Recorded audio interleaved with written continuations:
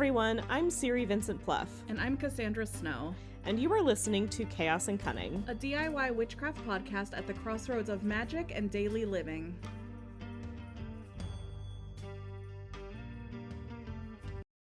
Hey everyone, welcome back to Chaos and Cunning. Today's episode is a little bit different. I'm talking to Kelly-Ann Maddox about her experience with chaos magic.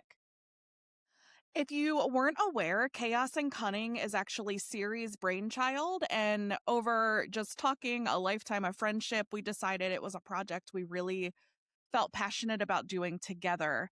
In order to relaunch the podcast with both of our voices, Siri took down their initial episodes. We apologize if anyone was looking for the Kelly-Ann Maddox episode and couldn't find it, but we knew we wanted to bring it back. We knew that interview was really important and it was really foundational to both of us. We're bringing it back now because Kelly-Ann and Siri talk so much about really important facets of activist magic. In other words, magic for activists, work that Kelly has done on Free Palestine, work that Siri has done here with Black Lives Matter.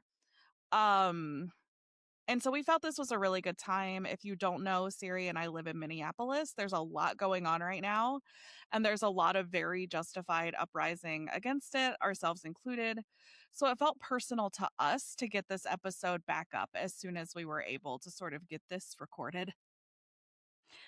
All right, so sit back and enjoy this interview.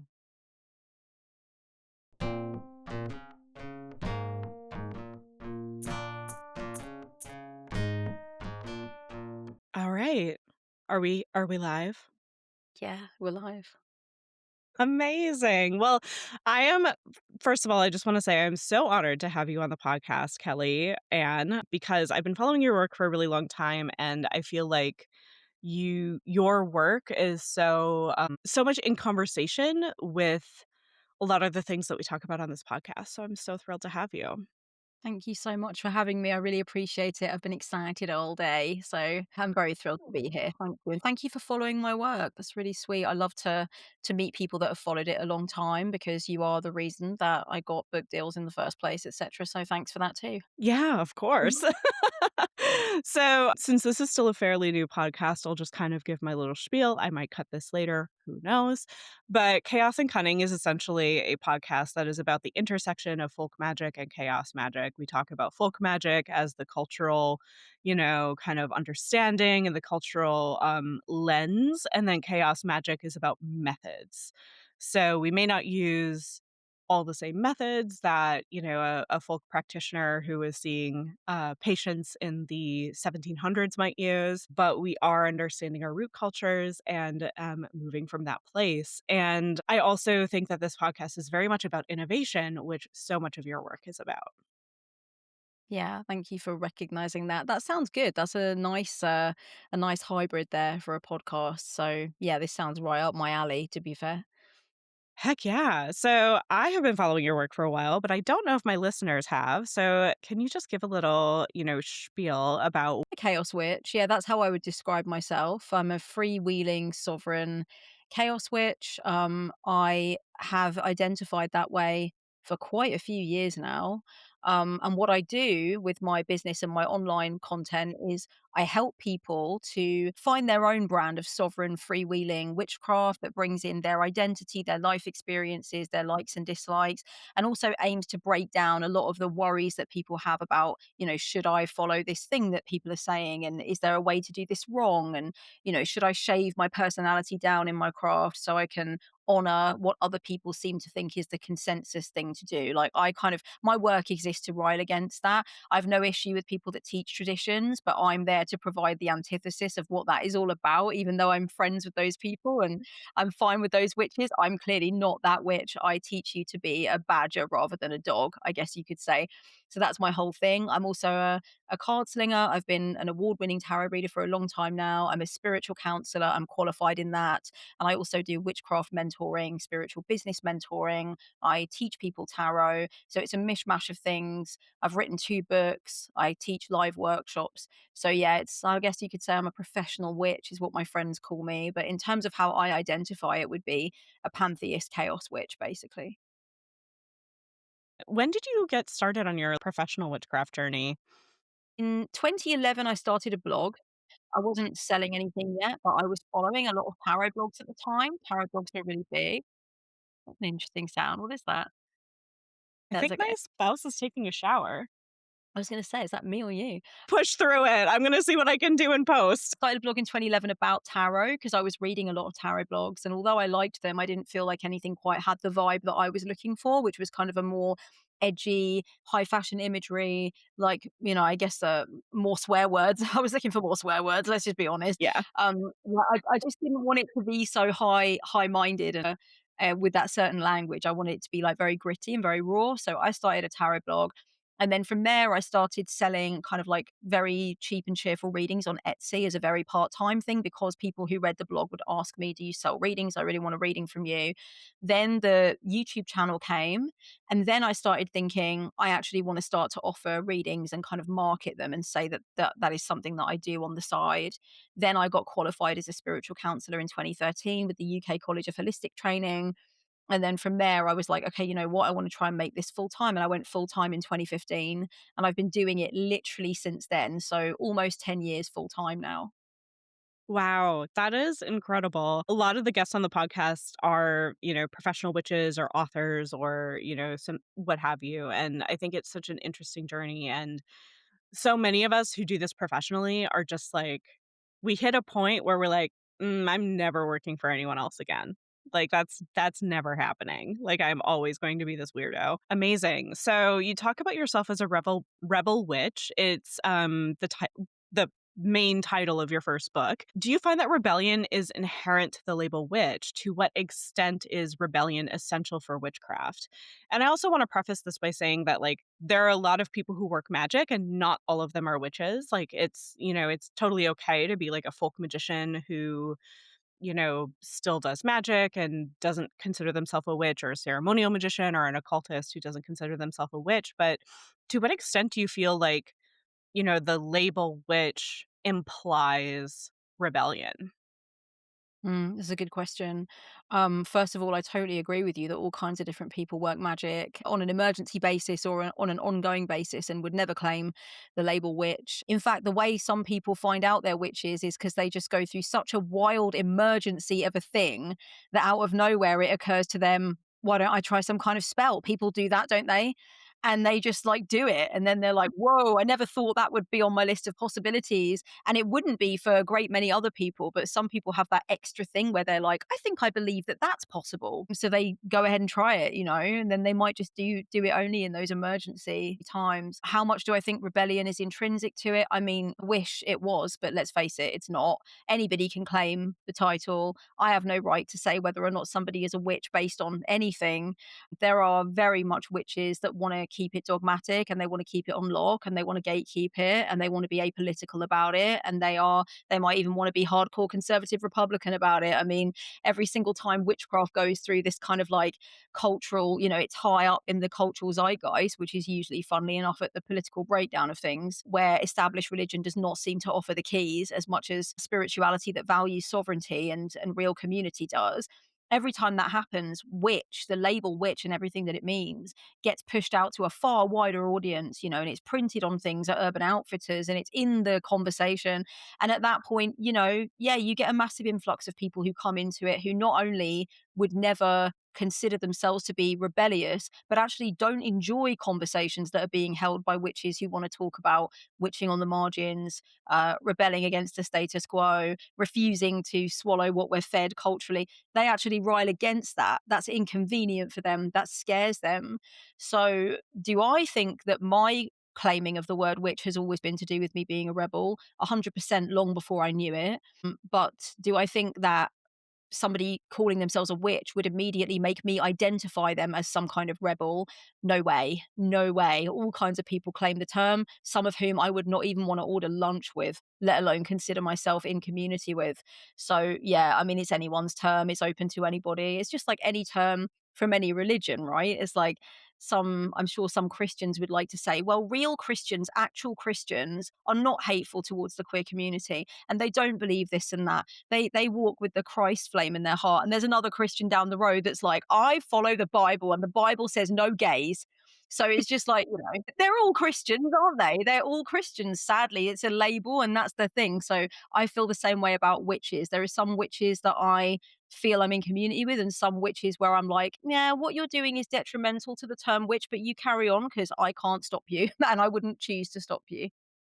Yeah, for sure. I think that there's like a level of, there's definitely like a certain level of, I don't want to say appropriation because you're right. Anybody can claim the term witch, but there's also like so many witches out there that like the popularity of witchcraft in the last, decade or so has really shifted the definition of what a witch really is. And I feel like it's getting more toward that, like anybody who practices magic is a witch, and that's not necessarily true, but in terms of, like, what people claim for themselves, not like me saying you're not a witch. Yeah, so this is actually a really good segue into the next question that I have for you. The last year has seen horrors unfolding across the globe, just absolute, nightmares. You've been very outspoken about your support of a free Palestine, as well as other places that are, suffering under, um, colonization and, um you know, genocide at this point. You're really putting your witching where your values are. What are some ways that you use witchcraft to support your activism and other people can use witchcraft to support their activism? Yeah, I appreciate you bringing this up. And for the record, I was raised in a pro-Palestinian household. So when Mm, I learned the history of my Irish ancestors was when I learned the history of Palestine and Israel, right? So it was all very yeah. intertwined, and so that kind of it makes sense for me to be. When shit kicked off on the 7th of October, felt very quickly that, like, if there is any one person who is confused and does not really understand where to even start. And they understand that something really screwed up and unacceptable is happening, but they've just got no idea what part of the map this is even on. They just do not, it's like if I can open a door for them, which I've now been reliably told I have opened these doors for many people who would have accepted the rhetoric that was being presented to them had I not have come on my channel and been like, right, guys, huddle up, listen, this is what I need to tell you from my own reading and research and activism for years.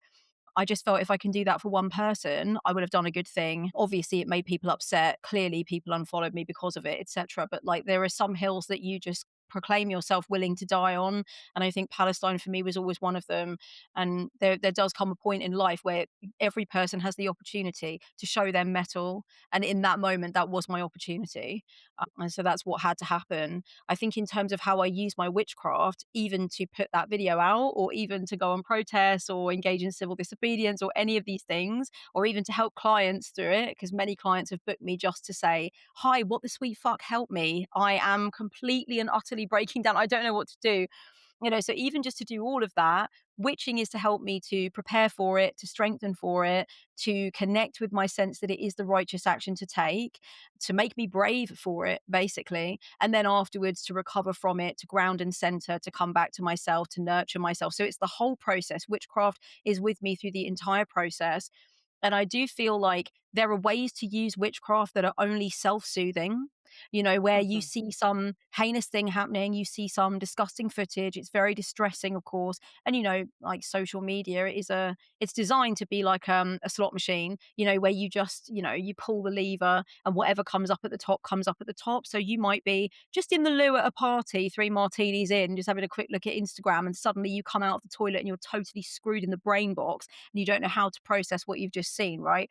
So if you're following it at all, you're seeing things that are disturbing you, you're reading things that are disturbing you. Your witchcraft could stop at simple self-soothing and self-centering, and that's a very useful thing to use it for. But what I suggest witches use it for is to witch for justice, which means whatever it is you can actively do, whatever it is that is your next right action to put something between the levers of this machine to stop it, protest the way that it's moving.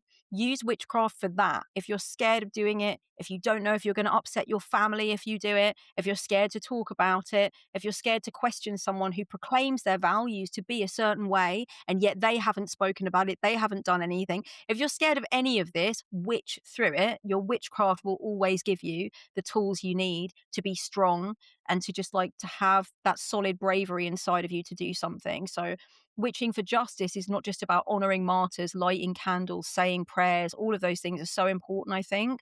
But also, it's kind of like I'm about to do something scary, something I haven't done before, you know? I'm about to go on a protest for the first time. I'm about to post something that says how I feel about something. In those cases, witchcraft is your weapon. It is your claymore sword. It is the secret sauce in the recipe of who you are as a person. And like so many people are bolstered to action by faith, witches should be no different. And in fact, more so, because witchcraft puts the power in our hands. We do not petition for some interventionist being to come and assist. We know also that we are an interventionist being. That's what it means to be a witch, is to know that we have some internal power that can change the game too. So for us, it should bolster our faith daily to know that we can do what we need to do and what we feel called to do. I think that would be my answer. Yeah, and I think too, like there it is again. Um, I like it. I'm like, "Oh, yes, we're being accompanied by some strange sort of like some sort of white goods," as we say in England. Some white goods is really involved. I think it's basically your shower saying, "Free Palestine." basically, yes, yes, my shower follows my values too. Yeah, radical radical Free shower right there. You should feel proud to get under that shower every day. That shower is on the right page. yeah, that shower is cleansing me, is, like, getting me ready for Yeah, the rebellious work. 100%. Yeah. You know, it's really funny, I actually realized that you might not know where I live. I live in Minneapolis, Minnesota. Um, Oh. so you probably heard about, the uprisings that happened here around, George Floyd's murder, and that was a really, it was a time where the whole city just snapped, and, it was because there's been a lot of police violence and police brutality in this city for a very long time. Like, I remember, you know, explicitly going to there was a protest back in, I think, 2015, where a different man was murdered by the police, and we all, like, basically shut down the 4th precinct. We all just, like, essentially, like, there were people who just camped out and, like, did not allow the police to get into their office for, like, weeks, and, I remember very specifically going, and, it was this kinda thing too where, like, people were bringing food, right? So if you were, a homeless person or somebody who was hungry in the neighborhood, you could come to the protest and get food, and it was this, like, really beautiful community, coming together around this horrific event. And I also remember being there when it would change. So as soon as the night fell, the police would come out and they would bring their tear gas and they would, shoot rubber bullets into the crowd, and they would, basically terrorize the protesters. And being in that position as a witch, I was like, "Okay, like, we gotta get our protection out," and, there were other people there who were holding down the, like, group protection as well. Like, I could kinda recognize them, Like, I was like, "Oh, you are also, like, a practitioner, and you have been in this space all day. You're amazing." And I think that really putting your witching where your values are is incredibly essential, because it brings that power, and it also can very, physically protect you, like, in these situations. We gotta use all the tools in our toolbox, essentially, is what I'm trying to say. Absolutely. Yeah, completely. I feel like it's it's sort of energetically generous and caring towards others and to yourself also. And also I really feel like when we're down to the wire and we're out in the streets, and especially for people in the US, where it's a far, far more militarized, gigantically more. I can count on one hand the times I've seen UK police with guns in their hands. Mm. 'Cause they do have guns, but they only bring out the guns when it's time to bring out the guns, right? And I've seen That that. just shocked me. I remember each instance of it because it was so rare. I was like, "Oh my god, they have like F-16s. That's mental. That is an anti-terrorism unit or something." Yeah, one hand. So that's wild compared, right? Like because we're so culturally similar in so many ways, but so so so different in some very very key ways. If I need an ambulance, I call an ambulance. I don't worry about maxing out my credit card. These things that are highly traumatizing, like gun violence, medical debt, these things make the US experience very different in some ways that I try and keep in mind. And I just feel like when you're down to the wire in such a serious way and you know you need to go out into the street and your nervous system is screwed, like also just every little helps. Just witch, because why not? Because it feels right. It feels comforting. It feels bolstering. It even can be clarifying of mind, I find, when I'm just like my mind is racing. I've got a million different things I think I could do first. I've got executive dysfunction coming out of every orifice, and I'm just like panicking and I'm upset. I'm really upset. I feel like witchcraft also, I've often said this, that even just lighting a candle at my altar, lighting a candle makes me feel different on a cellular level. Even just that one thing, even just saying my words of power with my hands over my heart and my eyes closed makes me feel different. And so in that moment, yeah, of course, why are you not picking that up off the table and taking it with you? Why are you not using that? So, and I hope everybody else is bringing whatever the hell it is they do or pray to or know in their heart to be the case, like bring it all to the protest. I can definitely feel it. I feel it energetically. When the people to the left of me, the right of me, and the people in front are kind of like, they are locked into faith. I can feel that and I use that and I move with that and I follow that. So of course I want to also provide that to the crowd of people I'm with too. Yeah, and I also think that, like, even if you are a very new practitioner, whatever it is that feels grounding, like, so many times when I'm teaching witchcraft, right, people are like, "Oh, well, I'm afraid to do anything wrong. I'm afraid to, I'm afraid it's gonna blow up in my face, essentially, if I do witchcraft wrong." It's like, no, like, if all you know is that black tourmaline is protecting and grounding, like, bring that to the protest, like, that's totally fine. Like, you don't have to be this you don't have to be this, like, huge badass witch that you have in your imagination that, when you're just beginning, because you are already a badass witch, first of all, but also, like, it can be simple, and that's okay, and sometimes the simplicity is all that you need. Yeah, I love that. And evidently, with the situations that have gone on in Minneapolis, and I'm aware of the death, the lynching, let's call it, that happened in 2013 too, because I have a friend who comes from Minneapolis who knew that guy, and was deep, like, yeah, deeply, deeply shocking. And so, with all of that happening, and with you being like on the streets and in community and in protest, what do you teach witches who come to you and say, I wanna be an activist witch, like, how does this work? Like, what do you advise them? Yeah, so I think that, like, for me, so I come from a very Nordic practitioner standpoint, right? So, things like the web of weird, interconnectedness. I am a very strange, weird animist, like super, like, animist, dirt witch kind of thing. And for me, it's like, okay, you want to be an activist witch. So, like, figure get your own house in order, like, figure out your orlog, figure out your own weird and your place in the weird, because I've also been told by, other activists around town, like, "We don't want your white guilt at the protest because, then you can become a liability, especially when the police violence is so, like, imminent," right? Yeah, yeah. So you gotta get your own house in order, first of all. Second of all, just show up, right? I think that for a lot of protesters personally, like, grounding and centering is really important, especially in situations that are very heated, especially in situations that can, escalate into violence very quickly. Making sure that you are grounded and centered and, like, almost I had this, like, image just pop into my mind of, like, this mirror, right? Of, like, I'm just gonna be behind the mirror, and, like, this other person might be trying to, whether they're a counter protester, whether they're, a policeman, this other person could be trying to, like, escalate me, but I'm just gonna be a mirror, and I'm gonna let that bounce off, I'm gonna let that go Yeah, back to them, like, um, all of yeah. those qualities of, like, you know reminding ourselves that, yes, we are interconnected, but also, like, you can have really firm boundaries, I think, Mm, are absolutely essential. that's amazing. Um, So it's almost like you're teaching somebody in the moment kind of thing, how to do return to sender.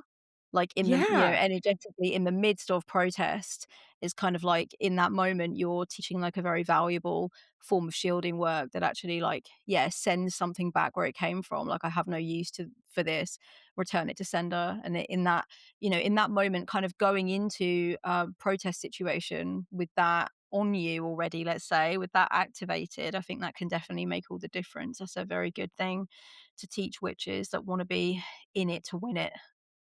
Yeah, the other thing that I've, done before is when so, like, I live with a disability and, am not always able to be physically present for protest, right? But I have worked magic on the night that I know that there's some bullshit going down, Mm. Yeah, for lack of a better word, like, there's just I know that there's something violent happening, and I know that there's, this big protest planned. I will do protective work, like, in my own space, right. like, basically holding space and, like, almost in some cases, like, working with, certain spirits that I work with for protection to help guide people who are in the path of violence to, like, help guide them away.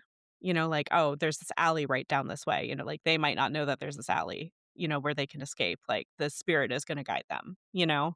Right. Yeah. Um, and that's maybe more advanced just because, you have to have these spirit contracts, you have to have these spirit relationships, but also, like, it's very good for you if you are, disabled, not able to show up in person, if you, are I know a lot of people who live in, rural Minnesota, so they're not here. They can't show up for everything, but maybe they would want to, you know, give that support from afar. The other thing that I would also say is that, resources, you can always tie your own resources and gifting your own resources, someone in the thick of it, mutual aid funds and that kind of thing. You can always do a quick blessing over that money before you send it. You can always, do a blessing over, like, weirdly enough, like, toilet paper, like, we had, like, Yeah. a run on toilet paper because, like, this was also COVID in, the 2020 riots, like, little stuff like that. So we actually had, like yeah, we had, right outside the 3rd precinct was burned in Minneapolis. There was a Target and a grocery 2 grocery stores that were shut down, entirely, and so people, like, basically created their own free stores. Like, I remember, donating like, rallying my friends because I was super broke at the time, like, rallying my friends to donate, like, 15 bucks to a fund, and then I went and, bought, like, $300 worth of groceries to, like, drop off at this, essentially, like, free grocery, Right. um, that people could use because the rioting had essentially, like, turned this part of Minneapolis into, like, a food desert. Yeah. Um, because these 3 major grocery stores were kind of, like, shut down and taken out. And again, like, fully stand with the rioters, like, yes, and also these are actions that you can take to continuously support, like, the Yeah, community through absolutely. that. I love that. I love that you talked about like, putting enchantment onto objects that you would give as a way to like, to allow protesters to carry on. I've written about what I like to think of as divine donations in my book, Witch in Darkness, about like, the ritual of giving your money, think and like, in visualizing what you want your money to eventually do, how it will help, and sending it with all of this potency on it. It certainly sounds like for you, you've got at least a hefty witchy zine on you about how to bring enchantment to activism. Like you've been there, done that, got the t-shirt. So I'm kind of very. I'd be curious to know what you would produce by way of some kind of ebook or some course or something.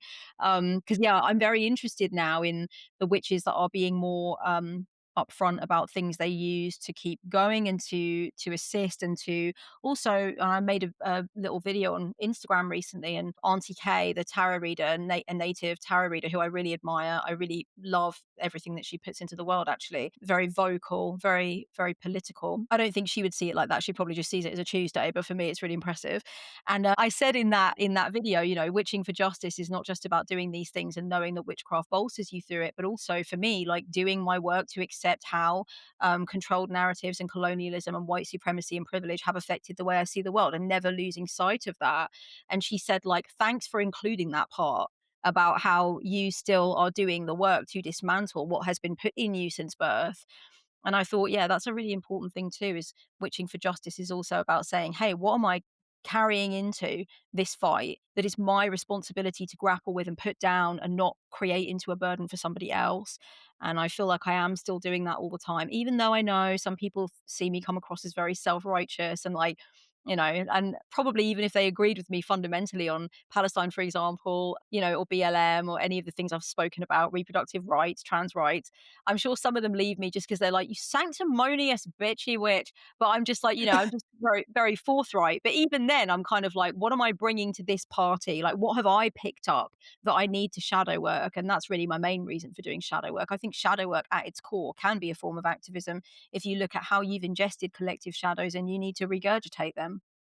And honestly, that has been a huge part of my own activism over the last several years is, like I said, getting my own house in order, right? Like I have been in really bad situations where I was, abused in activist situations. And it took me a really long time to feel comfortable returning to these spaces because I was like, okay, I know, my abuser might very well be there. So doing shadow work around those things. Was just going to say it is very powerful when you want to. I've had this experience too of wanting to do some things related to my activism in the local setting, but knowing I might see somebody who also quite rightly is adamantly connected to the cause, but who I do not wish to any longer be adamantly connected to. And they Yes. know that also. I wouldn't say it was abusive with this particular friend, but it was unpleasant. And I would like to keep my distance now. So there is that feeling of like, okay, what am I prioritizing here? And again, how do I witch to make sure I can attend this event? And, if there is an attempt made to connect with me or like, get under my skin again or apologize or whatever it is I know I don't want, how can I witch to everything is how can I witch to? How can I witch to do this? Right. It's all about like, I want to take this action. I'm shit scared and I don't know what to do. Let's witch about it. Yeah, yeah, and the, like, shit scared part of it is, just knowing that, like, because I have this experience and because, like, I don't wanna be a liability when I show up in these spaces, right? So, like, knowing that maybe that means that I have to do the magic behind the scenes. Like I was talking about with those, with spirit guides, or maybe I need to, focus more on the resource generation aspect of things. I feel like in the US right now, we're really hurtling toward our government is completely ineffective. And, it feels very like anarchy is around the corner. And as somebody who has become more and more of an anarchist as I get older, like it's not just a phase. Like I am just in fact getting more radical as I age. Like no, I'm not getting more conservative. It's also the little things like growing a garden and meeting your neighbors and like knowing, who may need assistance or protection or extra food or, whatever in your community. And that is also, it may not look like activism, but that's also just like living your values, right? Yeah, Which is absolutely. important as well. And I think that people kind of put the living your values aside sometimes as like, oh, that's not enough. But it really Mm, is. And some, for sure. especially if you're like really going through it personally. Yeah, absolutely. And the same discussions are coming up in this country where there is actually no real choice anymore. There is actually no representation for the left that has any big money at all. And so we're just like, like a little marble rolling from one type of right wing to another. That's honestly the truth of it. And so there are also a lot of discussions about that community activism, staying connected, understanding who needs what, like operating in that much more and much more sort of like intimate, what's happening at the end of your street, what's happening over there kind of way. And I think it sort of comes into an interesting conversation witches have and that I love having about how much witchcraft needs to actually look like witchcraft. For example, I always use the example of when if you were witching and someone walked into a room, how often would they actually know you were witching? Because sometimes I'm on my altar, it's all lit up like a Christmas tree, got a great big portrait of Joan of Arc, and I'm praying to her. Okay, there's all this stuff happening. There's a crystal ball there, there's a poppet.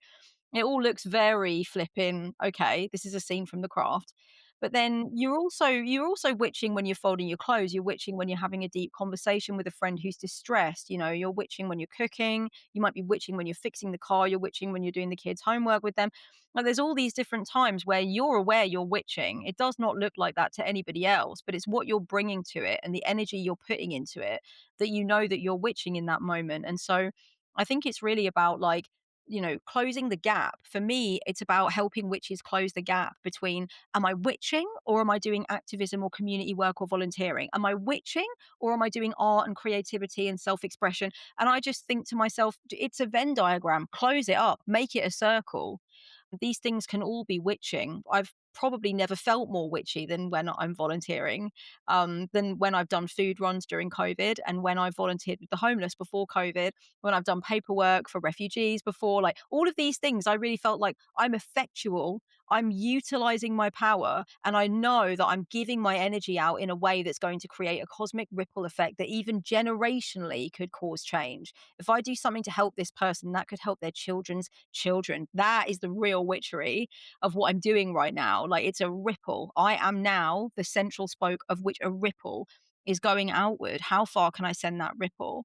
Like that will be the magic. I'll never get to see the result of it, but I can imagine in my soul that that is something that could be true because I took the opportunity to do this right now rather than sitting in front of my altar and like, just sending out some good thoughts about it. But instead, like, let me help you fill out this paperwork.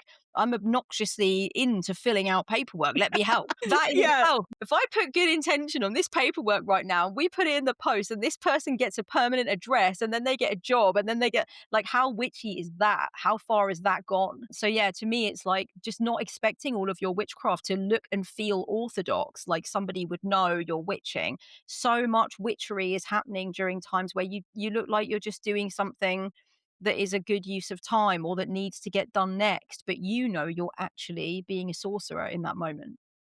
Yeah, one of the things that I do that I consider like a folk magical practice that I've like incorporated into my life is just, you can dedicate any action to an outcome, essentially. And then through dedicating that action to an outcome, you are adding to the possibility of that outcome, coming true. You are adding to any spell work that you are currently, doing. You are adding to this broader thing. So, dedicate your laundry to a free Palestine, right? And like it's something you have to do anyway. And the important thing about this is that you are completely capable of seeing your laundry through from start to finish. So dedicating it to I dedicate this entire laundry cycle to this thing that I care very deeply about is, kind of adding this energy of completion, I guess, right? So like you can keep doing that, you can and in the case of the paperwork, right, like I dedicate this session and this energy that I'm putting into this paperwork to this person getting a permanent address, getting a job, getting, stability. $100. I feel like we're very because we're both tarot readers. I feel the 3 of Pentacles and 6 of Pentacles are really coming up for me a lot right now, like in my little brain. Those are cards that I very much associate with activism that a lot of people may not. Um, but it's that deep resources. And I think the other thing too about, our witchcraft being the actions that we take in the world is that like, for me, this is a spiritual path and there's no real difference between, the spiritual and the mundane. I mean, there's like when I'm in circle and, talking to a spirit and stuff, but there's also like I am still the same being when I'm out and about running errands or whatever. Um yeah, I'm looking at the time and I don't know how to transition us to talking about your new book, but I do want to Oh, get into talking. you're allowed to do it very, like, crudely, just like, "So anyway, you wrote a book. Tell us about it." Yes, I'm so excited to read it personally cuz yeah, so for the listeners, the original, like, pretense of coming on the show was I have another podcast called the Heathen's Journey Podcast, and we're recording this before Chaos and Cunning is even out in the world, so you're gonna be probably the first interview that is available. But you had put out some, information about how you work with hell, and I'm also a dedicant of hell, um, and, as a death deity. And I also know that you're not necessarily like a hardcore heathen, right? So like I wanted to talk to you about like how do you work with hell, even though you're not necessarily coming at it from like a Norse heathen context, which is super valid and I love that, first of all. But then I realized, oh wait, you have A Witch in Darkness coming out, and that is such an important book. And I know that the past few years have been incredibly difficult for you. I also have been dealing with a lot of loss and death in my family as well. So, yeah, how did A Witch in Darkness come about? And, what is the thrust of the book? I know that you also started working on it before difficult times, came into your life. So, like, how has that, influenced it? What is the book? Tell me more about the book. Yeah, I mean, first of all, with working with hell, I mean, yeah, I would never describe myself as a heathen. I've read about heathenry. I'm interested in it. I've always been weirdly attended by the Norse gods and obsessed with the Norse gods. And so there's more actually than just hell that kind of I hang with, let's say. And if I don't, then I love their work. And if they were to get up, or if they were to come in, I would get up and like offer them a drink. I'd be like, oh my God, hello, guys. So unexpected, like rock star. So yeah, like I'm really into the Norse gods. I'm really interested in the history. I'll be one of those people that'll be sat up watching a 2-hour documentary on like Viking burials, which are fascinating. What the hell? God. And descriptions of like that surviving description of a Viking funeral blows my mind. Anyway, so yeah, like thanks Cornell University for all the free education you put on the internet about Viking stuff. But yes, it's kind of like that. I guess I'm sort of like, I wouldn't say an honorary heathen, but I could rock up and you wouldn't be totally disappointed to have me there. But yes, You're I an wouldn't describe. honorary heathen to me.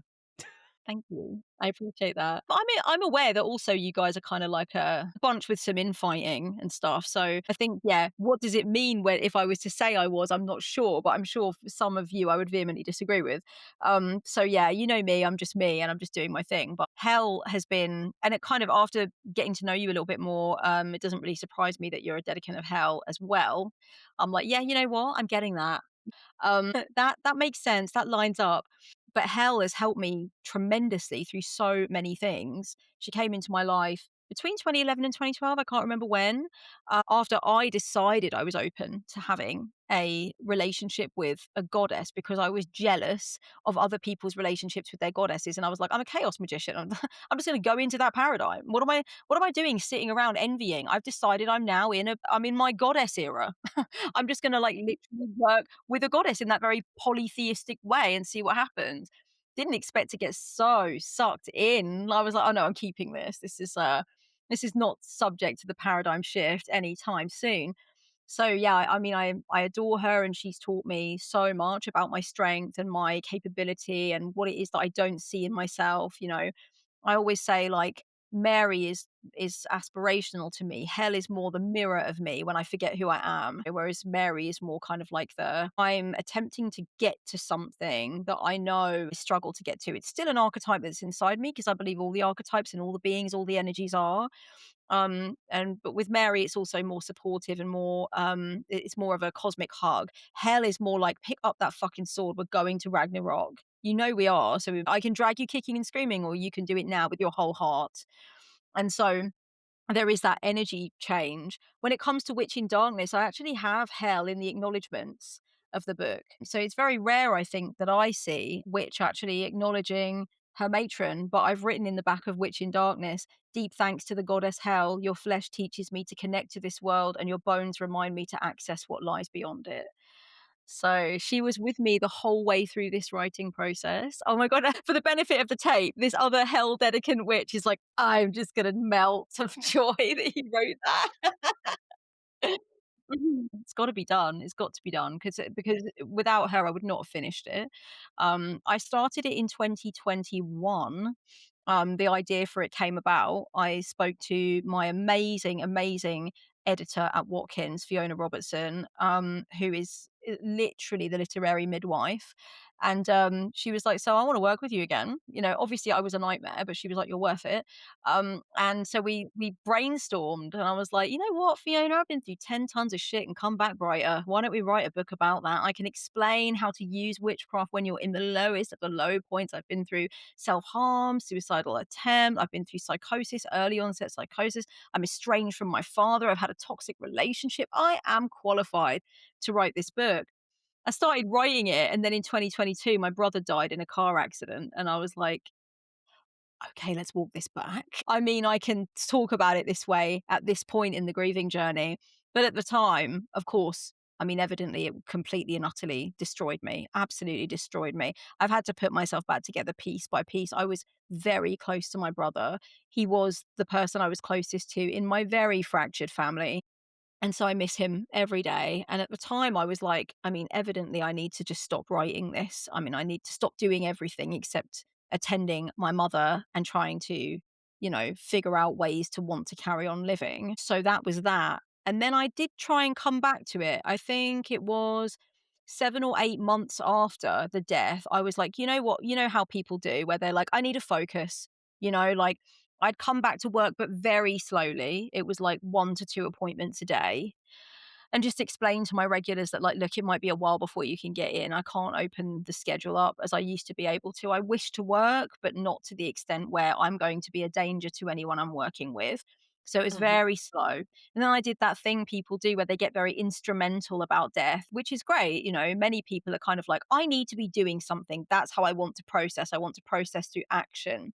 And I decided that it was going to be the book I was going to do that with. Bad idea. Very, very bad mistake. That was one of the lowest times, was when I went back to writing Witch in Darkness. Who the hell goes back to writing a book about the worst and saddest and most depressing things you can go through and how to witch through them when you are literally trying to use witchcraft to witch through your own utter personal catastrophe every day? It was far too much. And I had to accept a fee after several of my friends and my therapist were like, "You need to back off. I don't know what you think you're doing here, but you're not that hard. I know you're hard. Okay. You're double hard. Yes. Well done, you little witchy gangster, but you're just not that hard. You need to stop. Take your foot off the gas." And I was like, oh, I felt really awful about it. But I was just like, I need to waylay this for like a year. I just can't even look at it. And I wasn't in love with it anymore. I didn't want to write it because I started writing it when my brother was alive, and he was encouraging me, and we were talking about it, and I have voice notes of me and him talking back and forth about it.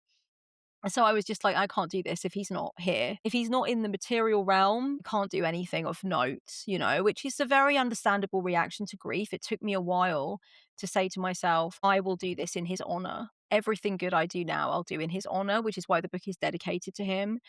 And so that's kind of how I come at it now. But yeah, that was wild to me that I was like, I'm ready to write about the lowest possible. Oh, wait a minute. Sorry. This is actually very, very, very bad compared to everything else I've ever been through. So yeah, that was, I took to bed like a Victorian, like flipping hysterical, upper middle class writer. Virginia Woolfed it until I could really like get back to business. It was quite a while. I hope you took to the seaside. I convalesced at the seaside, darling, in my long, long layered dress and my moody big hat. And I just sighed and like picked up the inkwell and then put it down again and went, Leonard, I couldn't possibly. That was my whole year off from writing. Yeah. So, I also just wanna say I'm so sorry for your loss. May his memory be a blessing. And also it's so beautiful that you dedicated the book to him. And yeah, I guess I'm like staring at my list of questions, and my questions are, what was the most synchronistic part of writing this book while deep in grief? And it's obvious, right? Writing it while so deep in grief was so challenging, and I can't even imagine. Mm. And I'm sorry for you for your losses too, darling. It is a very, very profoundly intense, difficult thing to have to live through and to figure out what the meaning of living through it will be once you've been through all the other stages, which you must make room for. But eventually it's like, okay, what is this going to mean? Because I can either decide that's it for me, I've had enough, this is too painful, or it's got to mean something. So anyone that's been through that and had to scrape together that meaning, to salvage that meaning from the wreckage, I really admire that. And I think it's just weird because the synchronicity was that I was writing a book called Witch in Darkness when the most difficult thing that has ever happened to me happened. So yeah, that itself was like, and I write about that in the introduction to the book. I'm like, can you imagine? Like, what the hell? Yeah, I'm sure there's going to be at least one person that's like, you called it in by writing a book called that. And I'm like, that's not how spellcraft works, love. You have to actually want to cast the spell. You don't cast a spell through thinking thought. Or if you do, you're not a proficient witch yet. You need to get control of that, because there's clearly a difference. But yeah, I feel like that was the synchronistic thing. And I suppose, it's not necessarily a synchronistic thing, but it's like an alchemical thing that happened when I chose to come back to it. And I put that power into the rest of the book. So it's really weird because the whole book was originally supposed to be like, this is a manual of empowerment for you when you are surrounded by crap in your house that you haven't sorted out. Your mind is a blancmange. You're just so upset and so heavy. How do you witch from there? Because it ain't going to be glamorous and it ain't going to be together, but you've got to believe in it and you've got to know that you're entitled to it. So, how do you do that? And what's really weird is that when I came back to the book, having suffered this bereavement and dealing with this bereavement, I think I gave even more to that theory of like, no, it doesn't matter where you are and what is going on. You are a witch and the craft serves you even in the lowest possible pit of despair. It's really weird because I alchemized through the experience to the point where I could be like, say what you want about me, but I'm no hypocrite. I believe this because I'm doing it right now as I'm writing this book. So at least you can say I'm being honest, that I really think this works. I'm not just writing it to get some pennies out of you. I'm writing it because I'm doing it at the moment. So I became living proof as I was writing, which was very alchemical. That's just so incredible. From a perspective of like, not necessarily talking just about like the grief of death and going through that, like what other aspects of the book, are you really excited for people to dig into? I mean, I know that death is going to be a huge part of it, but I there are so many other aspects of A Witch in Darkness that, can be highlighted and should be highlighted. Absolutely. Yeah. I do have some favorite parts of the book, like I do talk a lot about rejecting the idea of perfection or the need for the feeling of perfection, how that's so much more. It creates so much more inertia when you're already feeling like you're not the most potent witch you could be and you're not the happiest person you could be. There's a lot in there about checking that your witchcraft is safe in times of difficulty, and looking at different things like high risk and low risk practices for you and how to make things more low maintenance, like use less energy to do things that you normally would lavish energy on. Because if you have less spoons or you have less energy or you have less tolerance for life, then you're going to want to figure out how to do things quick and dirty. And then the bulk of the book just deals with different topics. So, yes, there is a book about goodbye, and that includes death and it includes endings, it includes the loss of something. But there's also write one about dark drama, right? Like difficulties, confrontations, tension, arguments. So that's a really interesting chapter for me where I write about things like cord cuttings and protection work and like healing relationship difficulties. There's one about sobriety. I really wanted to honor the addicts and the addicts in recovery and witching as an addict and bringing that to the sobriety journey. There's so many layers to that, and so much of it can't be done in witchcraft. It needs to be done in community and in groups where sobriety is understood from a physiological and psychological standpoint. But I think those who want to bring the mystical part into it, I've got, lots of ideas for how we can witch when we are facing cravings, whatever those cravings are for, but it's something we no longer want to do or ingest. So that's a really exciting chapter, I think. And also there is a chapter in there about witchcraft and activism, right? It's called World in Darkness, and it's about witching for the collective and witching for liberation and witching at protests and, like we were talking about earlier, enchanting your donations, figuring out what kind of activist you are and how that fits into your witchcraft. So yeah, there's some juicy chapters in there that I'm really proud of. Yeah. I'm like really interested in that idea of high energy and low energy, or, the analyzing the risk factor of the magic that you're doing. So I don't have a specific question, but can you just go into that a little bit more? Yeah, absolutely. I mean, one thing that is perhaps more obvious, but it's a big one, and it does come up for me in my personal practice, and it comes up with the clients I work with in my spiritual counseling practice, is that some people have mental health disorders that include symptoms like mania, like psychosis, like delusions, like maladaptive daydreaming, right? Like dissociation, all of these different things. And some people have really struggled with what we would essentially think of as a break at some point or another, where they lost touch with reality. For those people, whenever they're going through vulnerabilities or their mental health doesn't feel as stable, or they go through something that they know usually triggers mania or dissociation or any of those things, they're going to find astral work, for example, to not be safe. So it's down to them to claim that, to say, yeah, I don't mess with that because I have this diagnosis. These things happen, XYZ. So I need to keep my feet on the ground. So that's not good. I need grounding, centering, protection, cleansing, that kind of thing. But the astral work, the visualization, that kind of stuff, I don't do that because it's not safe. So that's a perhaps a more obvious heavy-handed one, but it's one that's so important. It's really important that witches understand that the tools of the craft are there to help the witch do whatever it is they need to do to feel stable, to feel successful, to go forward with the plan. Not like, oh, I need to be using these tools or I'm not really witching. It is highly proficient and highly sophisticated for a witch to say, yeah, I don't do that because I get manic. So right now, it's not the time. I know myself and I'm not going to do that because I get seasonal affective disorder. And this is a high risk practice whereby afterwards I might hit a low and there ain't no vitamin D coming. So I'm not going to do that. Right. These things in the book, I try to stress that, like, it's up to you whether or not you find things to be high risk. Somebody else might be dealing with chronic pain. They might use spoons theory. If you wake up and you've got 3 or 4 spoons, you might want to abandon that idea you had for that pre-planned scripted Sabbath ritual because you're aware that no matter which way you cut it, that ritual is going to mean you've got less spoons tomorrow. And if you're already running on empty and you've got things to do tomorrow, you might say that's high risk. Anything that is too much energy, too much time, too much focus is high risk. So I'm going to do something that really reduces that energy expenditure down. And again, that is the sophisticated thing for a witch to do. It's not a failure for a witch to say, cool, but I'm in this body with these things happening in this reality. And therefore, that is actually not going to be useful. And witchcraft, it should be something that enhances our life. It shouldn't take energy from us, really.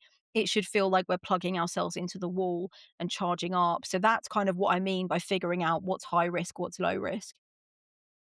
I really appreciate that so much, especially, as a witchcraft teacher and, someone who takes clients. I've also had students or clients who have been in the throes of, maybe mania or psychosis or something like that. And it's, really important to um, recognize that in yourself, but also if you are doing this in public, if you are doing this as a witch in public, you know, like sometimes it's not necessarily safe for me to teach someone, because, I might know that I don't have the capability, right, to help hold those boundaries for someone, and that's a really sacred thing to do is to, like, help someone meet their boundaries and hold their boundaries, and so, like, yeah, that's really, I'm excited to read that chapter because I think it could be a really interesting, framework and way of looking at things as a professional, as a teacher, right?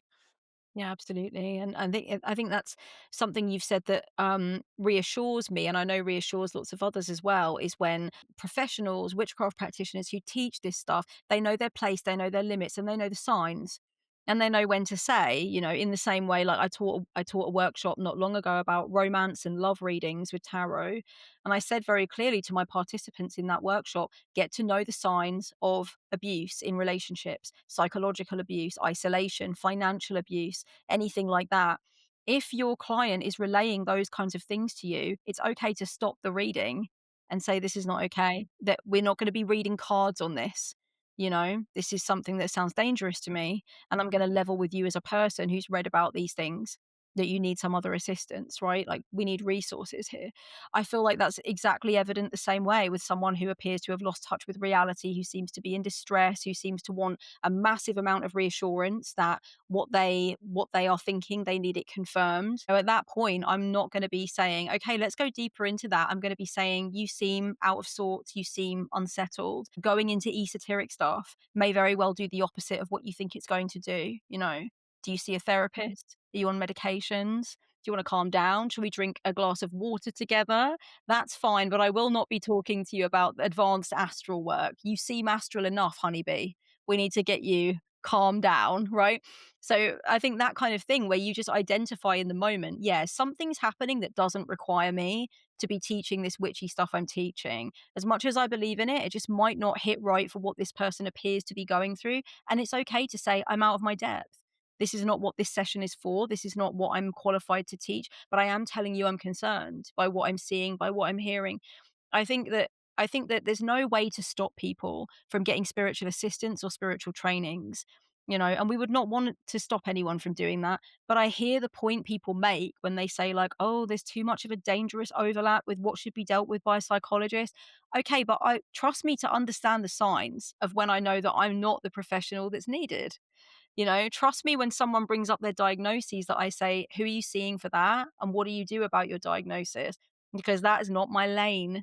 You know, like, trust me to understand that. I'm professional enough to understand that. And it sounds like you are, of course, also. So I think that's all we can do as teachers in this area of things. Yeah, and I love the ways that you kind of one of my questions to follow up was like, how do you gently set those boundaries? Because, if somebody's in distress and, coming to you for help and you're like, actually, this is out of my lane, how do you basically handle that in the moment? And if you're in person, I guess, like, hey, let's just have a cup of tea or like let's do some breathing exercises or something like that. You can even do breathing exercises on Zoom. So yeah, like what are some of your because I know that a lot of people who listen to this and that are in my community are also professionals. So like how do you as a professional sort of like set those boundaries and like bring that energy back down to earth, I guess. Yeah, I feel like it's done very organically and intuitively the same way I would with a friend, you know, in the sense that it's like, I'm not saying, oh, okay, now I need to implement this particular, protocol that I have, like a red alert, like, okay, somebody's definitely going off the mental health deep end. So I have to do this thing now. I have to end the call now or whatever. It's more just kind of like, I think we can take this session in a different direction. I'm really Mhm. sensing a lot of like panic coming off of you, so let's switch to a different form of talking about stuff, you know? Because I often feel like whenever we're looking for the esoteric for answers, we need to be in a position to understand that Joseph Campbell quote, right? The madman drowns in the same water that the mystic gracefully swims in. It might all be the same water, but how are you doing? How are you approaching it? How are you swimming through it? Because if it's panicking you and it's disconcerting you and you're drowning and it's awful, then maybe we need to get out of it and sit on a rock, right? And just talk. So to me, that's how I do things. And yes, tea is often involved. I have had, and I'm sure there may be some clients listening to this now who can vouch for this. I have had times where I've just been, especially at the end of a session, if the arc, which is what I think of, the emotional arc of the session has not come in the middle, which is where I try to kind of time it to be, if there's been some clarity or some revelation or some deep insight that's come towards the end of the session and there's been some tears and there's been, some fraught emotion, I will fully be like, hey, I've got half an hour now before my next client. Do you just want to sit and have a cup of tea? Just shoot the shit. I would prefer that than to just let you go now, because I feel like, unless your tears are dried on your cheeks, I'd rather not go. So we just sit and have a cup of tea. And I'm like, what are you doing later? Just things that are kind of like, let's normalize and let's keep things balanced and level. And above all, let me not try and showboat to you what I can teach you when actually my instinct is to say, never mind what I can teach you. I'm worried about you. I Mhm. feel like that's more what we can do today with this work. And I've never had anyone be like, I don't agree with your instinct as a professional. I want to go ahead with this thing we said we were going to do. I've never had anyone say that. Everyone's always like, oh, okay, yeah, sure. What do you think we should do then? There's a trust there. Otherwise, they wouldn't book the session. They know I'm only doing it for, because I feel like it would be for their own good that we take the session in a different direction. So I think it can be friendly, honest. I even think if a professional feels weird saying it, they can say that. they can say, I feel really bad saying this because I know you've paid for this thing, but I really feel like what you're trying to get from the cards or what we're supposed to be talking about seems like it's out of step with how I feel I can really help you because you just seem super distressed, babe. And I'm not sure if like more insight and more info is needed when really I want to help you feel safer and leave feeling stronger. So maybe we change these spread positions. I think it's best for a professional to just say, like, I feel weird saying this, but this is the wrong road. Can we get onto another road? Yeah, I think that, like, just being really real is essential in this, it's like we're not play acting some mystic, right? We're not like we don't have to put that on. We're not in a play, like we don't have to perform, especially if somebody's already booked the session. It's like there is a trust there. I have some friends recently who I've been talking to, and this is going somewhere, I promise. I have some friends recently who picked up work on psychic hotlines, which is very often like, the person is just booking a reading with the fastest, the like most available reader, or calling in and it's super random. I wonder how this kind of thing would apply to those situations too. How you could even just be like, "Hey, I am gonna be really real with you," like, because a lot of the stuff that, my friends who are on these psychic hotlines are getting is like, "When is he coming back to me?" readings, or like, difficult, relationship readings. And so I think in those cases, like, walking the line of like, "Hey, you don't know me from anyone, and also I'm recognizing some signs of abuse here," could be really challenging. And I guess Definitely. that's a question I have for them, is like, how do you handle that? And maybe Yeah. yeah, Yeah, like I've spoken to people who've worked on the psychic hotlines and stuff. I think it's a very impressive way to cut your teeth, to really to come up through that. Like, I think you've gotta be, like, in charge of your fucking self, and you don't know what's coming next, and it's like you've got no notes, you've got nothing, you just answer the phone. Like, I think that's very bold and very cool, It couldn't be me, it would stress me out, and, yeah, it really couldn't be me. But there are a lot of readers who do things the way a lot of professionals do now, where they have a website and you have a whole like ethics and conditions and everything, and you book through them, that used to do psychic hotline stuff. That's how they cut their teeth, that's how they learn the trade. So there is something very impressive about that. Or people that just like sit in the corner of a pub for 3 hours on a Friday night and have anyone coming in with any situation. It's just like, wow, that's really hardcore, very impressive. And I feel like a lot of what happens with the psychic lines is you've got to walk this very delicate balance, because you can give some information about yourself. People select you from your profile, so you do have a little bit of opportunity to say, I don't do this, I don't do that, I prefer to do readings this way. But of course you'll have people that don't read that, or people who recommended you on the site to someone who totally isn't paying attention to what you do. And so you are going to have a lot of things that push your boundaries, and also sometimes you are going to want to push your own ethics and boundaries because you want to make money. So you're not going to want to say, I don't do this, or this, right? That is what a lot of people are looking for. So it's a delicate balance. I think if somebody knows that they have the skill, they've been on a psychic hotline for a while, their testimonials are good. They're seeing that they're getting 4 out of 5, 5 out of 5 stars over and over. It's time for you to jump ship, be bold, get some socials, get a little website going, or at least give people the ability to pay via PayPal.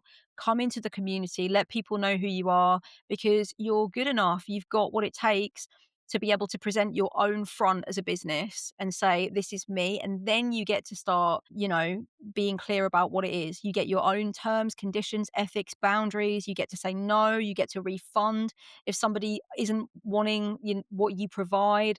You get to have all of this power, this sovereignty. And that's what I have with my business. I don't come across clients that don't want what it is I offer, because they know what I offer, because I've explained it in 700 YouTube videos. So by yeah. now it's like, who I am before you buy something from me. And so I do not have those issues. And I think if you're a good reader, you deserve to have that same experience. Yeah, absolutely. Speaking of YouTube, your channel has been incredibly prolific this year. There's so much good stuff there. Now that the book is over, I know this is as another author, this is like a question that I get asked all the time because my own book is coming out later this fall too. People are like, "What are you working on next? What are you working on next?" And so I was wondering, like, do you have more writing projects that you're, diving into? Are you really focusing on the YouTube channel at this point? Because I know that that is also incredibly valuable. You're so generous on your YouTube channel. So what are you excited about right now? What is kind of thrilling you? What is the direction that you want to go in? Thanks. I really am very excited about my YouTube channel because actually, one of the side effects, of which there are many, many, one of my grief side effects was not liking being in front of the camera so much. And something that I used to really enjoy doing, which was like disseminating information and ideas and like giving exercises and stuff. I was just like, I don't want anyone to see me. I do not want to see anyone. I can't handle my face. I can't handle being in a human body, right? So there was a lot of that. And I would sit down to film and I would stumble over my words and I'd be like, I don't even know what I'm saying. I don't know if there's any point to this, right? Which is very typical after you are bereaved in such an extreme way with someone so close. You do not see a point to anything. So you can kind of see your way to assisting a client for an hour with something that you know you're trained to do. But when it comes to like, I've got some ideas and I'm just going to put them on the internet, you're like, what's the bloody point? What's the point in even finishing this book that I'm reading? What's the point in having a shower? So it does get a bit like that. Oh my So god, yeah, me staring at how, I went almost a year without posting on my Heathen's Journey podcast. Yeah, it's real. yeah, totally. Yeah, it's really real. It's like that existential what's the point kind of thing. So I'm really happy now because I am feeling a bit more like back in the driver's seat. And I was like, it started with me being like, Kelly-Ann, just put some ridiculous earrings in, put a tie on, and just get into an alter ego. All right, just do a little bit of, theater and just do it because you enjoy it when you do it and you like it. And so I was like, yeah, go on then. And I just got more and more into it. So I'm very excited for my YouTube channel. I'm going to continue the rest of my series, Vibing with the Tarot, where I'm just going through every single tarot card in the deck and doing like a 30-minute video on every single one. I'm going to continue with that. I'm going to do more tea and tarot. I'm blatantly always going to do more political shit. You can rely on me there. And then books wise, I mean, I've got a lot of workshops coming. I like to sell live workshops once every 2 to 3 months.